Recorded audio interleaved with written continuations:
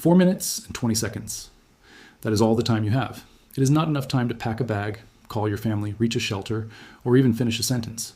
Just 260 seconds stand between a missile launch in Tehran and an explosion in the heart of Israel.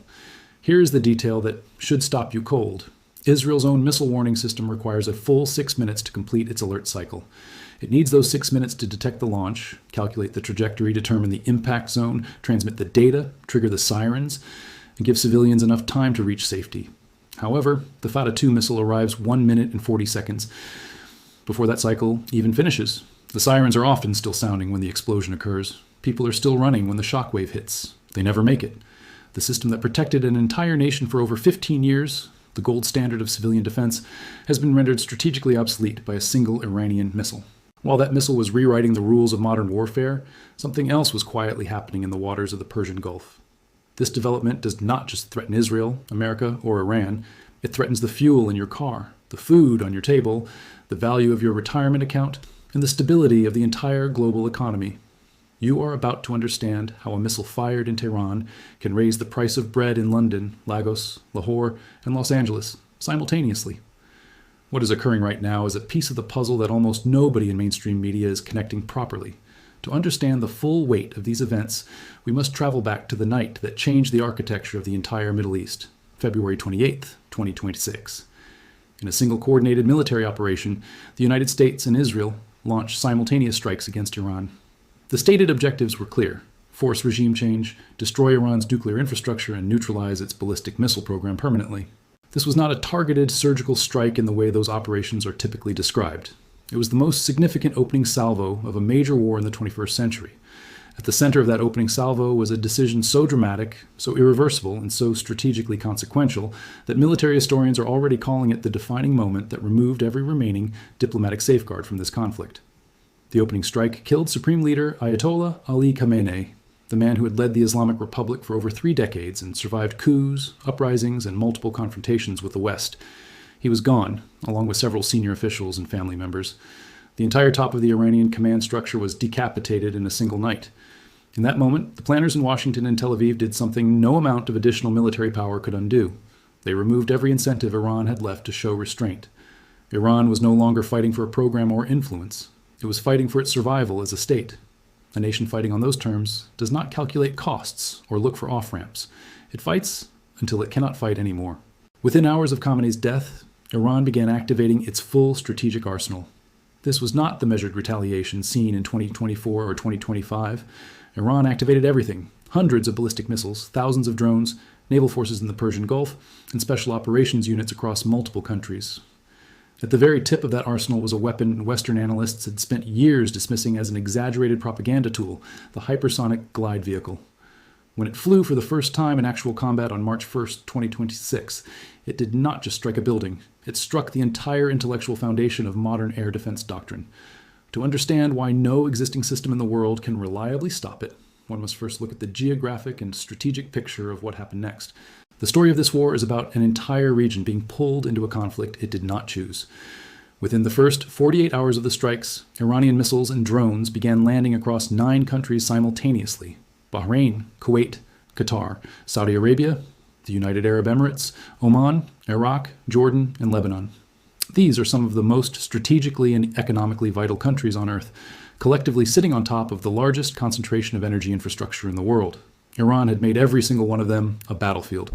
The U.S. Navy's 5th Fleet in Bahrain was struck multiple times. Iranian forces fired 4 missiles at Camp Arifjan in Kuwait, directly targeting American troops. Saudi Arabia's Prince Sultan Air Base absorbed wave after wave of Iranian projectiles. Drones fell near Dubai International Airport, and fuel tanks at Oman's Salalah port were set ablaze. The scale of this was categorically different from anything that had been publicly wargamed. This was not just retaliation. It was the opening phase of Iran's strategy to turn the entire Gulf into an economic weapon. The logic was specific.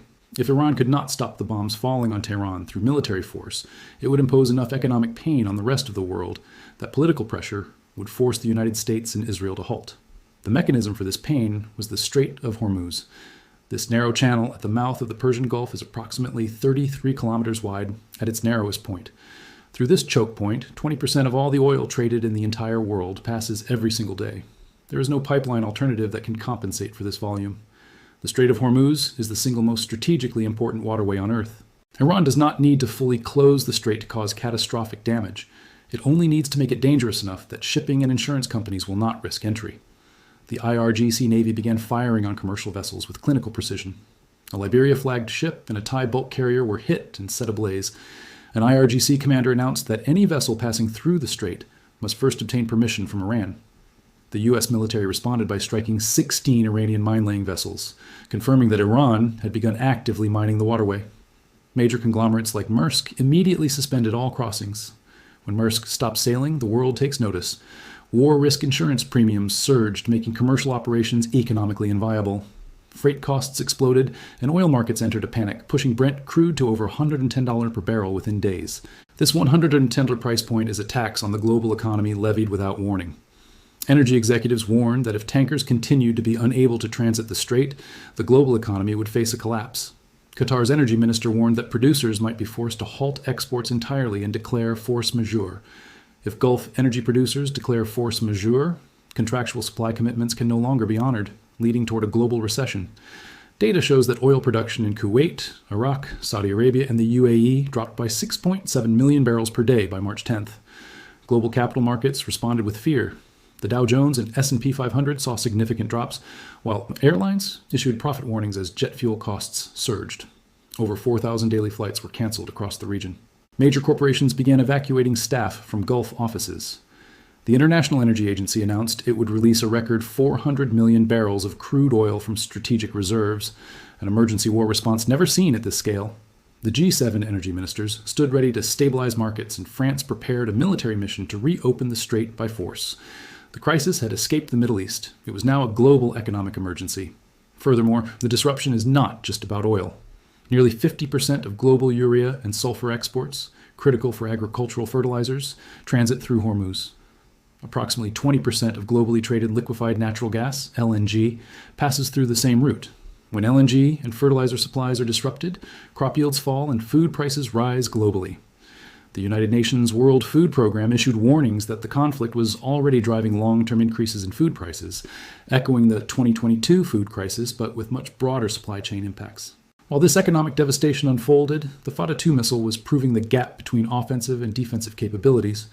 Iran unveiled the Fattah-2 in late 2023 as a successor to the Fattah-1. While the Fattah-1 was an advanced maneuvering reentry vehicle, the Fattah-2 integrates a true hypersonic glide vehicle.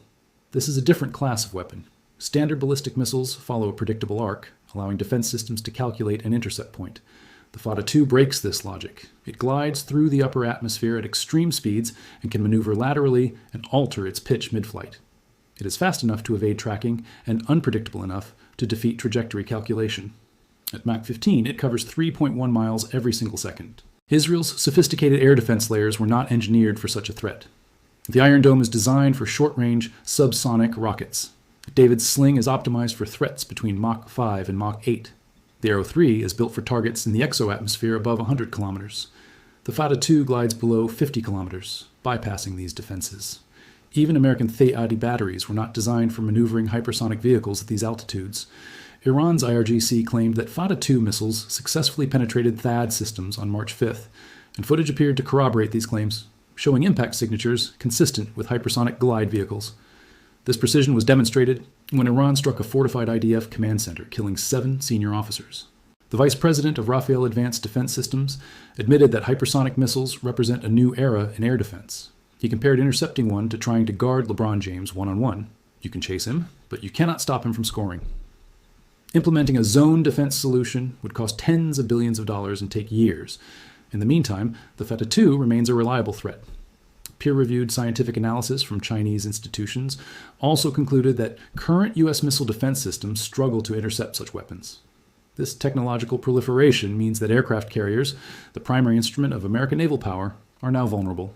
If hypersonic missiles can penetrate carrier defense groups, the entire strategic doctrine of American power projection must be reconsidered. As strategists processed these implications, the war continued to intensify. Tehran, a city of 10 million people, lived under sustained bombardment. Airports, broadcasting headquarters, and parliament buildings were targeted. Iran reported that the United States had struck more than 9,800 sites. A government-imposed internet blackout exceeded 240 hours. Then, A U.S. military investigation confirmed a tragic error. American forces had struck an Iranian elementary school due to outdated targeting information, killing at least 168 children. The images from that site created intense political pressure in Washington and European capitals. Spain denied the use of its bases for U.S. flights, leading to friction within the alliance. In Washington, the administration's messaging was contradictory.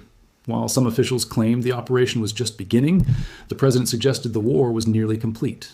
This rhetorical escalation between the U.S. and Iran was unlike anything in recent history. Meanwhile, intelligence suggested Russia was providing Iran with tactical advice on drone operations to optimize strikes against U.S. targets. Russia appeared to be the primary beneficiary of the war, as the shift in military attention and the surge in oil prices benefited Moscow economically and geopolitically. China's position was also critical. The disruption was a direct threat to its energy security, and its researchers were closely studying the Fattah-2's performance as a live laboratory for next-generation warfare. Turkey's NATO membership added another layer of complexity. When NATO air defenses in Turkey shot down a missile, it marked the first direct NATO military engagement with Iranian firepower. NATO unity was fracturing, with some members calling for negotiations while others prepared for military missions in the Strait. The United Nations Security Council approved a resolution demanding Iran halt attacks, but Iran pointed out the asymmetry, noting the resolution ignored the initial U.S.-Israeli strikes. This narrative gained traction in the global south, leading to protests in countries like Pakistan. The central question remains, where does this end? Unlike the 2025 conflict, this war has no defined scope. The objective of regime change means there is no natural basis for ceasefire talks. Iran's new supreme leader, Mojtaba Khamenei, has expressed his intention to continue fighting, and the foreign minister stated that Iran would fight as long as necessary. The first 100 hours of the operation cost the United States billions of dollars, and as of day 13, there were no credible negotiations underway. Iran's plan is a war of attrition designed to erode American and global economic capabilities. They aim to make the political cost of continuing the war exceed the cost of stopping it. The Fattah-2 and the Strait of Hormuz are instruments of this economic warfare. The attack on global shipping and energy infrastructure is a coherent strategy to turn financial markets and energy importing nations against Washington. The data suggests this strategy is having an effect. Oil prices have surged, global flight operations are disrupted, and major corporations are evacuating the region. The Federal Reserve and IMF are facing renewed pressures and revising growth forecasts downward. Senior government officials have used the word catastrophe to describe the trajectory. The final picture is one of a regional power deploying hypersonic weapons that advanced defenses cannot protect against. A vital waterway has become an active war zone, fertilizer and food supply chains are fracturing, and a new Iranian leader is vowing indefinite war. Russia and China are studying the conflict for their own strategic gain, while NATO allies remain divided. The President of the United States sends contradictory signals as the war's duration remains uncertain. The Fattah-2 is a signal that the rules of deterrence have been rewritten. The assumption that modern air defense can protect populated centers, or that the Strait of Hormuz will always function as a reliable artery, has been proven dangerously optimistic. This is now a global story. The only question is whether a diplomatic pathway can be found before the economic damage becomes irreversible. Understanding this crisis is the first step toward demanding a resolution from those who hold the power to end it.